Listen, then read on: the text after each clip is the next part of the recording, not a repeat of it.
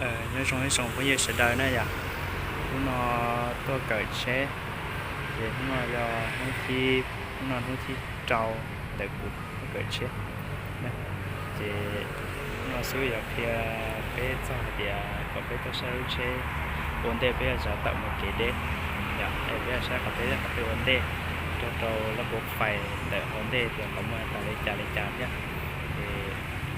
cho cái sự đó một sai sửa thế bé lấy trả này chỉ tao bao đua lấy chỉ cho nói rồi thì sửa thì sửa để nó tư cho họ thì tư có bao nữa nào là họ phải làm gì họ cho chỉ tao bao nào là sẽ xây chứ cái bao của họ thay tàu là bé sai đến là phải không thay chỉ tao là sẽ làm gì chứ nên là sẽ trả tan thọ nó thì nha của nó nha thì cho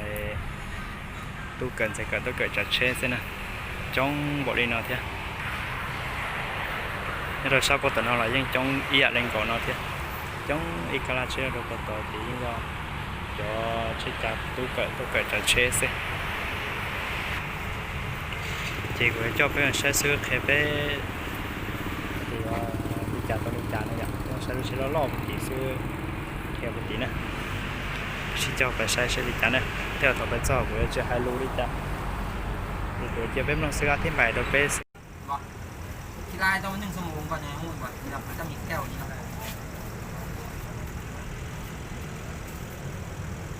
นี่ป่ะนี่มันกระบะแก้วเนาะนี่ป่ะพวกนี้เขามีมันจะมีแม็กกับมินเหมือนนี่บุมีเนาะตัวนี้เนาะนี่ป่ะมันจะมีแม็กกับนี่วะนี่แม็กกับมินอันนี้เนาะอันนี้เขามารุ่นกระบะแก้วเอาป่ะนี่แม็กเดี๋ยวเขาให้มันลื่นทีแล้วก็ให้ลื่นทีให้มันอยู่ระดับกลางแถวนี้เนาะเดี๋ยวให้มันเกินถ้าเกินนี่ถ้าเติมเกินหลายจังมันก็ฮอตน้องอื่นน้องเด้งโบน้องน้ำมันเครื่องมันเต็มดิมันมีการหายใจดิเนาะทีนี้ถ้ามันน้อยหลายมันไม่ได้ต้องได้เติมเนาะถ้ามันหลุดขีดนะบอกเวลาเจ้าอันนี้เราติดจักรแล้วก็อย่างจดว่าห้าเทียมตอนที่นี้เราแต่ละมือเนาะเอาขวดจะก็ติดจักรเนาะเนี่ยตุ้มไปนี่ดึงออกมาแบบtôi cởi chặt xeจักรขึ้นเอาติดจักรดิมันข้างนี่คือดิมันข้างนี่ดิเนาะขวดนี้ใช้มือเนาะขวดน้ำมันเครื่องนี้ถ้ามันเหนียวมันเก่าละก็เปลี่ยนเนาะอันนี้มาไม่ยัง power นี่เนาะนี่ป่ะ power มันพวงมาลัยอะไรนะมันแข็งๆตัวนี้ไหนบอกเนี่ยจะมีเม็ดกับนิ่มมาเนี้ยน้ำมันดำๆป่ะนี่ป่ะนี่ตัวนี้มันอยู่นี่มันบอกมันเป็นดำเนี่ยป่ะเป็นน้ำมันสีแดงด้วยตัวนี้น้ำมันนี่ป่ะเป็นน้ำมันสีแดงนี่ป่ะน้ำมันมันนะอันนี้มันแข็งมันตัวนี้เนี่ยดูตอนนี้มันแข็งบาดมันสายมันดำไม่ได้เต็มอยากซึมวะมันยังมันนี่น้ำมันสายพานจากนี่บอลทำทุกคนบึ้งสายพานน้องว่ามันจะขาดตัวนี้อันนี้มันสายพานเอชื่อเด้อบึ้งแต่ละมือควยคุณน้องว่ามันจะมีหนูกัดดิจะไปหูจะจอดไม่งั้นยุบตัวขี้มาไว้ตอนกลางคืนเนาะตื่นมามันกัดเจ้าดิเนาะมันเบรกมันอยู่บนเนาะวันนี้มันอยู่เล็กวันนี้อยู่ที่เล็ก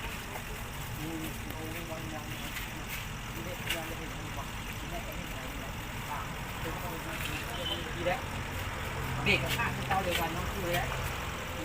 เดียวกันใส่อันเดียวนี่มันยาวอันนี้คันว่ามันหัวมันจะไปกันเลยเนาะอัน2 เต้านี่เพราะว่าข้างดึงมันก็เข้าเล็กเลยซื้อบอก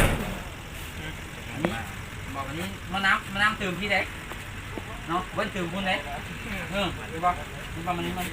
คือกันทุกอันเดียวคือกันมืดข้างสำรองอยู่พี่ดิ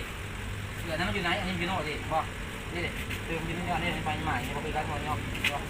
เด็กมันอยู่เขาให้มันคืนนี่ก็ไม่ถ้าจะใส่เต็มนี่เวลาเวลาเจ้าที่จะห้อนมันจะกลับคืนมาดิมันจะโอ้ดิพูดแบบนี้เราน้ำใจแต่เต็มเลยก็น้ำมันห้อนมันกลับคืนดิบอกให้มันอยู่กลับมาแล้วก็กลับเนาะนี่บอกรถจังรุ่นที่แบบนี้มีไหมเนาะขาดสำรองมีไหมเนาะนั่นเป็นคนนครเนาะมีเลยรุ่นใหม่ๆนี่มันมีคือการน้ำมีเติมเลยนะมีน้ำยาตลอดเนาะรุ่นใหม่ๆมันจะมีน้ำยาเนาะครับเป็นน้ำยาสีเขียวหรือสีแดงเนาะมันจะเป็นสีอยู่อันนี้เอาตัวนี้ดิเราใส่ในนี้มีนะจีนก็มีนี่ห้องดีโวน้ำมันเครื่องนะเอาเติมนิดหน่อยอันนี้กล่องเครื่องยังยืนมูที่กล่องเครื่องในบางกล่องนะเวลาเปลี่ยนเครื่องเปลี่ยนกล่องยืดเล็ก ผมจะเปลี่ยนเอาน้ำมันออกแล้วโถขึ้นเราใส่คือพวกนี้เลยเปลี่ยนออกเป็นหน่วยออกไปเลยเนาะดูเลยอันนี้ความแยกอยู่ไปเด้อผู้ใดขับรถโลน่ะราคาน้ำมันมันต้องงูแยกเลยเนาะที่น้ำมันนั่นนี่ตรงนี้นี่เนี่ยมันก็คือรถเบาเลยจากกระส่วนนี้มันต่างเลยตัวนี้ผมจะเห็นเนาะปั๊บแยกเลยไงเอามาแข่งเลยตัวนี้เลยหันรอบลงไล่ลมนะจะได้แยกตัวนี้เนี่ยไม้ออกมาคือพวกรถอะไรจะเอาตีนดันเอาเองว่ารถพวกเกตตัวอย่างนั้นมาแข่งนะไปจุดเอาตีนปั้มผมมันแข่งเลยหันออกมานี่มันมีหอเดียวมันยึดออกมาถ้ามันจะตีนมันดันออกมาเจ้ายันเลยเป็นน้อยง่ายเนาะเป็นน้อยวันนี้ง่ายเลยกระสวดเนาะบุกคือสร้างเนาะไล่ลมตามรถเนี่ยนี่รถนี้รถอันนี้ไม้ออกมาแยกให้มันข้างขีดออกมันค่อยขีดได้เนาะให้มันเบิดเนาะอันนี้กองอากาศเนาะนี่คือรูปนี้วะหน่วยเนี่ยกาดเข้านี้เป็นหน่วยอยู่มันต้องเป่าเนาะมันเป็นหน่วยเบิ้งที่ใครเบิ้งนี่มันเป็นหน่วยเลยกองอากาศนะที่นี่ต้องได้เป่าเนาะบางอันอยู่ข้างๆเนาะอันนี้อยู่กองขับ10 ล้อต้องได้เป่าเนาะพวกเราจะขับ10 ล้อได้เป่าเรื่อยเพราะว่ามันเพื่อนดิรถจะแล่นเนาะพิษญี่ปุ่นเนาะนี่วะมันจะดำนี่วะนี่เอาลมเป่าข้างในนี่ออกมาเนาะนี่วะมันจะดำนี่วะนี่เลยเป่าเวลาเป่าทางไงวะเป่าข้างในเอาตามระเบียบประเทศแต่เขาก็ได้เป่าข้างนอกดำเลยถ้าเอาตามนักสูตรเป่าข้างในเด้แล้วมีอายุการใช้งานมีเลยมันดำมันนี่ก็อยากจะเปลี่ยนเลยนี่มันบึ้งเลยถ้ามันโดนหลายนะมันตันเลยเนาะรถมันแรงอืดเนาะบอกถ้ากองตันนี่นะก็หายใจยากเลย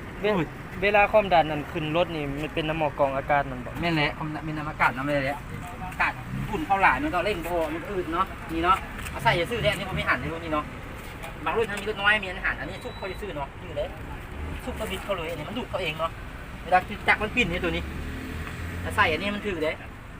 นี่อันนี้มันมีหมายนะครับใส่นะเขาลอกไปไว้ซื้อนี่เนาะยืนไหมคืออันได้แต่อันเนาะบางห้อยเบื้องแต่ในมือเนาะตื่นมาสายน้ำมันนี่หนูกัดขาดยางซื้อเลยระวังเลยเนาะเจ้าขี่มาเขากลางคืนมันจอดปุ๊บตื่นเช้ามาปั๊บขี่ไปเลยบ่ได้เลยเนาะมันต้องกวาดมันก่อนแค่น้ำมันมืดดิมอหนูกัดขาดปุ๊บเจ้าติดแจ็คเหยียบบุยู่เลยเนาะยุดหลักนึงตื่นมาแต่ในมือแยกหลักเปิดน้ำมันพาวเวอร์มันเบรกน้ำมันเครื่องมอน้ำเนาะกับพวกสายพานนี้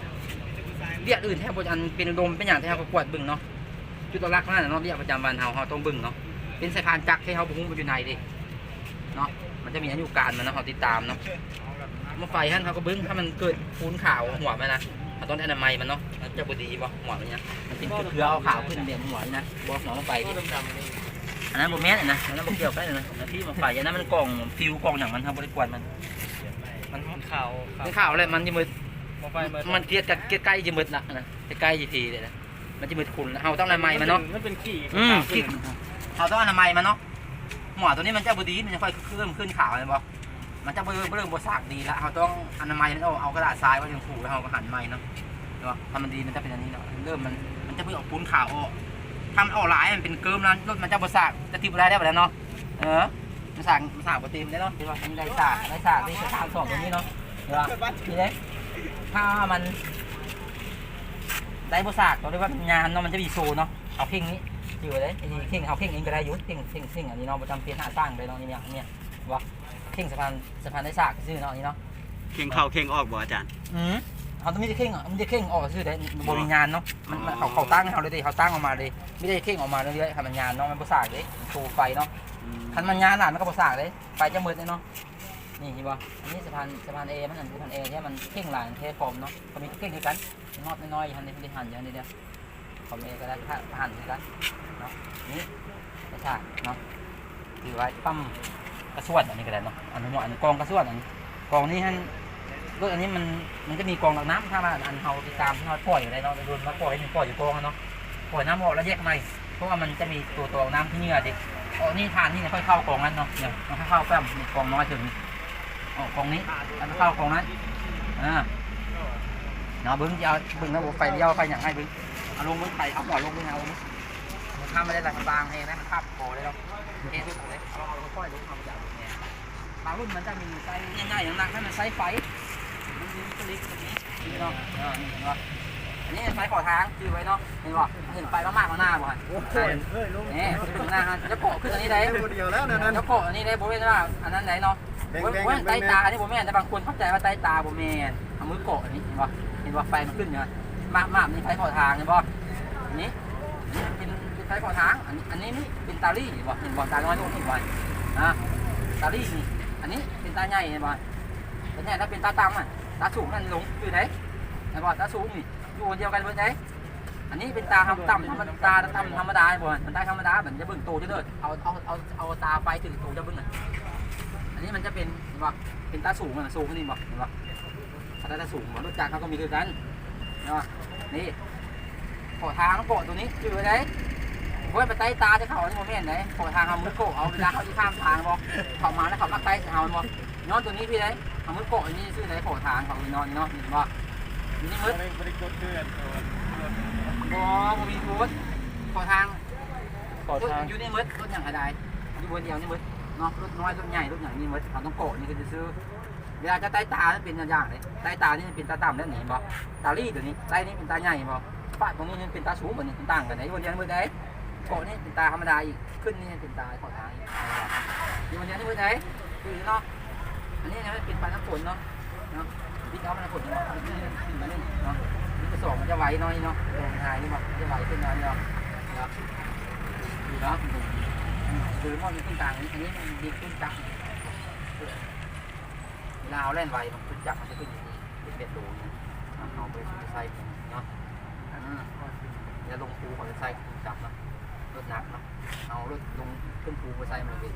ได้ทำดำมันก็ฮ้อนเอาไปใส่ตัวนี้ใส่ช่วยเพื่อให้มันซาที่เราให้ใส่เบรกหลายความหมายเนาะจักมันช่วย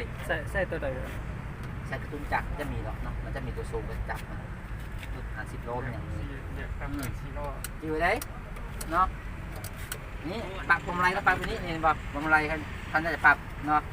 นี่อันนี้มันต่ำจับตรงนี้เนาะท่านเฮาตัวอย่างนะครับมาท่านน่ะถูกจับยังลงเนาะนี่เลยไหมอยู่นี่มือได้จืดได้เนาะจืดได้ไประยะไปทางเท้าได้แล้วไปเนาะทางลืมนะนี่ว่าหมดทะเลแล้วมันอันนี้บางคนตะโกที่นี่บูซื้อเนาะนี่มือโตที่ซื้อนี่บ่นี่ค่อยๆนี่มานี่บ่เอาไปใส่แหงแล้วดิ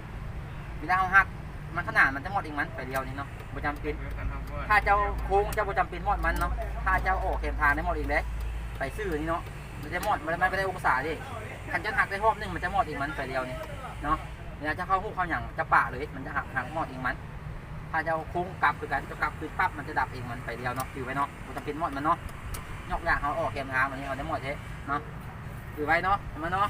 ลืมเลยบอกมาเลยเล่นไปจื้อนี่บ่เขาพูดตามนี้เราเข้าเล่นเนาะทางยาวเนาะไปเลี้ยวได้จื้อได้ทางยาวมันซุกได้มันได้เลยทางยาวมันซุกได้มันให้มันเป็นได้อันเขาขอทางกันเวลาเขาขี่จักรที่อย่างไปบ่เขาเตรียมข้ามทางเขาเล่นมาเขาบีบเขานี่บ่อันนี้เขาขอทางเขาจะได้ก้อนเขาหมายเขาเนาะนั่นแหละเขาจะได้ก้อนเขาคนหมายน่ะเวลาเขาเล่นไปแล้วเขาแซงขึ้นมาบ่เขาตีเช้าแต่ว่าเขาขอไปก่อนเขาให้เขาพอลงความหมายเนาะเขาให้เขาไปก่อนเขาขอทางไปก่อนเขาจะความหมายเนาะแล้วเขาขี่ไปที่บอกเขาแซงขึ้นมาบอกเขาใต้ตาใส่เขานี่บอกแต่ว่าเขาให้โขเขาไปก่อนเขานะเอาประกอบลงให้เขาเนาะความหมายเนาะเขาจะไปก่อนนะเขาแซงขึ้นมาเลยดิความหมายไปเนาะเอามาเนาะอยู่ไหนเขาใต้จะไปหนังผมแม่ไหนPhần này thì phát triển tốt cỡ rồi đó, triển tốt cỡ, triển tốt bao thì vấn đề về trò chơi về quạt có thể không thể giờ nó sẽ khía tiền, vấn đề về trò chơi về sai có thể nhưng mà đi khía chơi một cái đê, ta được con này thì phát tốt cỡ tôi một cỡ trò chơi mình thủ chơi lột nặng lột bầu lên rồi nè. Còn này lúc cho cởi trà chê cho đây tôi cởi trà nè để này là trà chê cho đây là trà thì nó của cho bé làm gì thì nó rồi mới chả mà đã ca không một xe đua tận